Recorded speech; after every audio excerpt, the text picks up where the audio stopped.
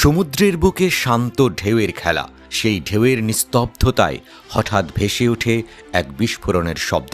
পিয়ংইয়ং আবারও চমকে দিয়েছে বিশ্বকে।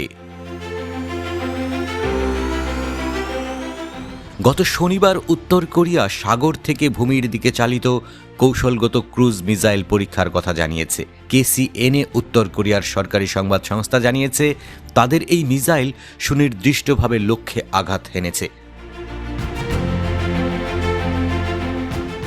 উত্তর কোরিয়ার সর্বোচ্চ নেতা কিম জং উন নিজে এই পরীক্ষার তত্ত্বাবধানে ছিলেন।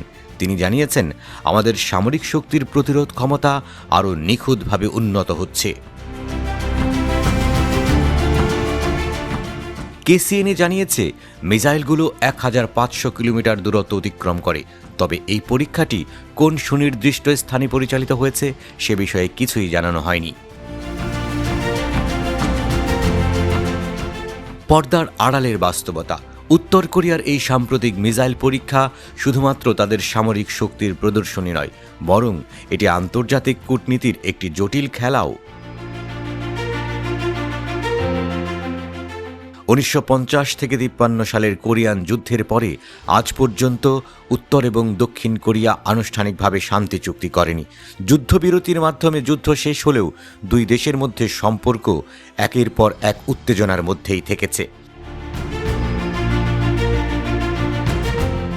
গত কয়েক বছরে উত্তর কোরিয়া একের পর এক মিসাইল পরীক্ষা চালিয়েছে। 2023 সালের শেষ দিকে তারা তাদের সবচেয়ে শক্তিশালী কঠিন জ্বালানি ইন্টারকন্টিনেন্টাল ব্যালিস্টিক মিসাইল ICBM পরীক্ষা করে। এছাড়াও গত বছর তারা একাধিক স্বল্প পাল্লার ব্যালিস্টিক মিসাইল নিক্ষেপ করেছে, যা জাতিসংঘের নিষেধাজ্ঞার সরাসরি লঙ্ঘন। মার্কিন যুক্তরাষ্ট্র এবং দক্ষিণ কোরিয়ার প্রতিক্রিয়া। উত্তর কোরিয়ার এই মিসাইল পরীক্ষা এমন এক সময়ে হলো যখন দক্ষিণ কোরিয়া এবং মার্কিন যুক্তরাষ্ট্র তাদের যৌথ সামরিক মহড়া চালাচ্ছে। এই মহড়াকে উত্তর কোরিয়া বারবার যুদ্ধের প্রস্তুতি হিসেবে বর্ণনা করে তীব্র নিন্দা জানিয়েছে। উত্তর কোরিয়ার পররাষ্ট্র মন্ত্রণালয় এক বিবৃতিতে বলেছে, যুক্তরাষ্ট্র যদি আমাদের সার্বভৌমত্ব এবং নিরাপত্তা উপেক্ষা করে তবে তাদের বিরুদ্ধে সবচেয়ে কঠোর পদক্ষেপ নিতে হবে। মার্কিন প্রেসিডেন্ট ডোনাল্ড ট্রাম্প, যিনি তার প্রথম মেয়াদে কিম জং উনের সাথে একাধিক বৈঠক করেছিলেন, সম্প্রতি একটি সাক্ষাৎকারে বলেছেন যে তিনি আবারও কিমের সাথে যোগাযোগ করতে চান। ট্রাম্প কিমকে চতুর ব্যক্তি বলে উল্লেখ করেছেন। কিন্তু এই উত্তেজনার মধ্যে কি সত্যিই কোনো কূটনৈতিক সমাধান সম্ভব?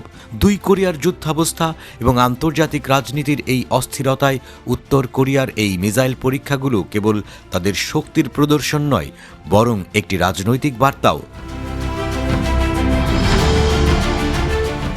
উত্তর কোরিয়ার এই সাম্প্রতিক মিসাইল পরীক্ষা আন্তর্জাতিক রাজনীতির এক জটিল অধ্যায়ের ইঙ্গিত দেয়।